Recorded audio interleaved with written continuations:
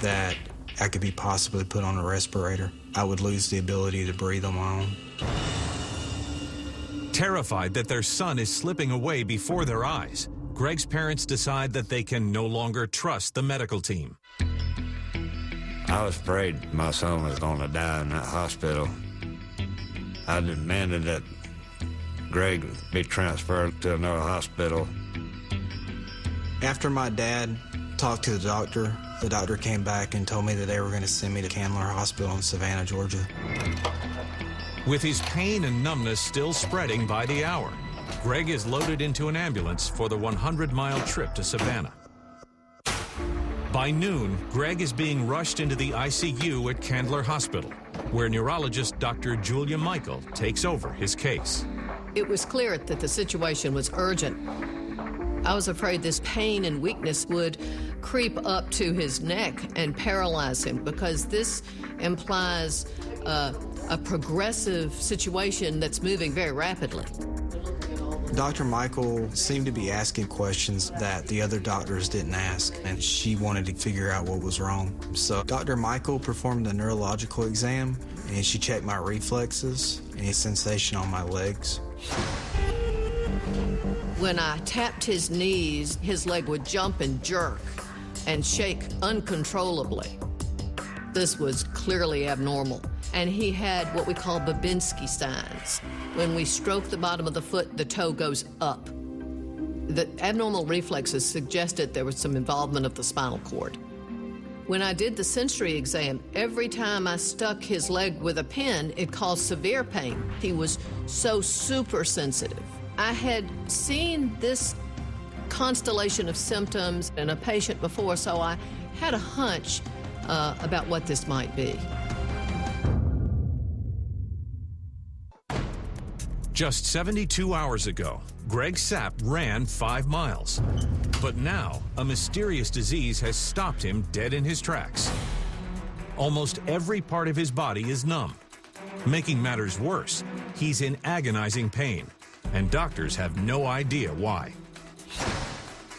Now, Greg is in the hands of neurologist Dr. Julia Michael, who thinks she might know what's causing the incapacitating symptoms.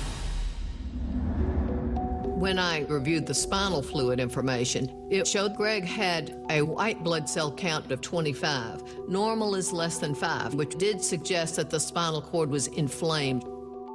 Based on Greg's examination and the spinal fluid, it was my conclusion that Greg was suffering from transverse myelitis. Transverse myelitis is a rare neurological disorder. In healthy individuals, myelin, a fatty substance, insulates the nerve fibers in the spinal cord, allowing them to transmit messages from the brain to the rest of the body.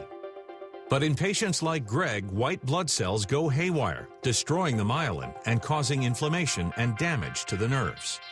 Transverse myelitis is often triggered by a virus that attacks the body. White blood cells trying to ward off the virus think they're attacking an enemy, and somehow the spinal cord cells look like the enemy viral cells. When the spinal cord is impaired, the body is not going to be functioning normally. I was relieved that she was able to come up with a diagnosis, but at the same time, I was confused. I wanted to know more. Greg first experienced a numbness, but as the disease got worse and worse, he developed pain because of damage to part of the spinal cord that controls sensation and pain. His legs were weak and would shake uncontrollably, which told me that the part of the spinal cord that controls motor function or muscle function were involved. However, Dr. Michael can't explain why Greg got transverse myelitis in the first place. When Greg came to us, it was apparent that the virus had been wiped out by the immune system, but the immune system had gotten carried away and was attacking the spinal cord. We don't know why a patient with transverse myelitis, particularly a very young person, seems to have it spontaneously. One thing is clear. Greg's lucky his father insisted on having him transferred. If the disease had continued progressing, it could have been fatal. Patients who aren't moving their legs are very vulnerable to getting clots in their legs. Those clots can travel from the veins up to the lungs and kill you.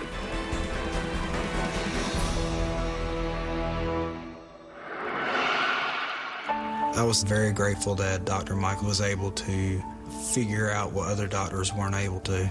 I wanted to know how long would it take for me to be cured. Transverse myelitis does not have a cure, but it can be treated.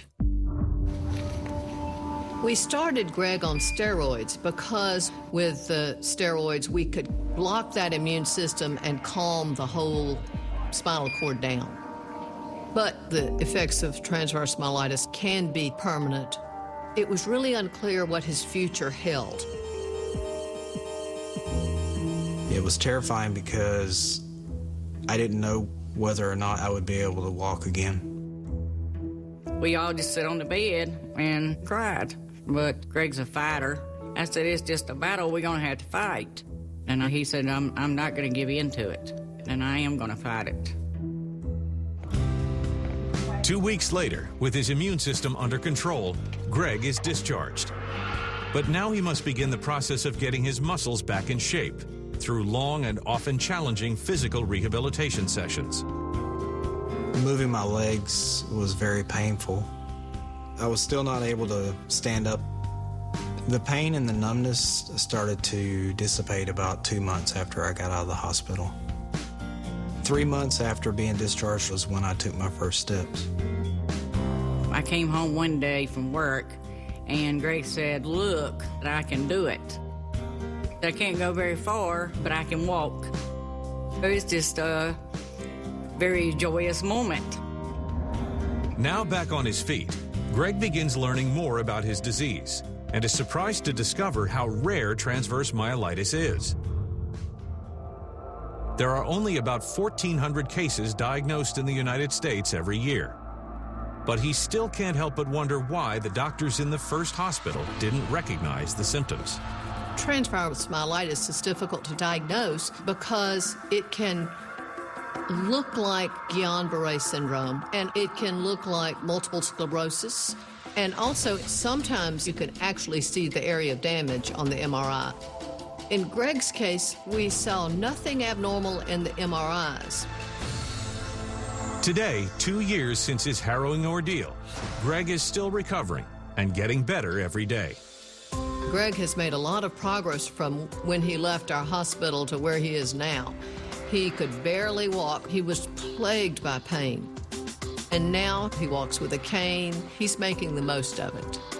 And while the disease continues to take a toll on him, he's hopeful about the future. I still suffer from numbness and pain in my right thigh, and I take medications to help with the pain.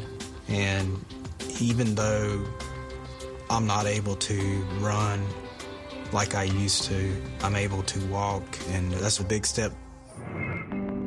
Greg is even getting back into competitive racing. Currently, I'm training for competition in the Marine Corps Marathon in Washington, D.C. I'm using a hand cycle where I use my arm strength to pedal the bike. Greg is just ecstatic. He said, I can't go run on my legs, but I can still enter marathons on this bicycle. Greg had a determination and a goal to reach for something, and he's reaching it.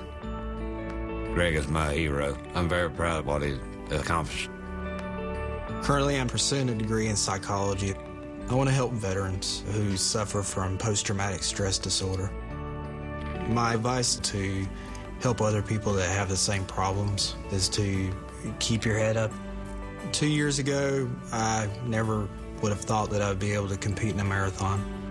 I had to put a lot of effort to be able to get to where I am now. Just never give up.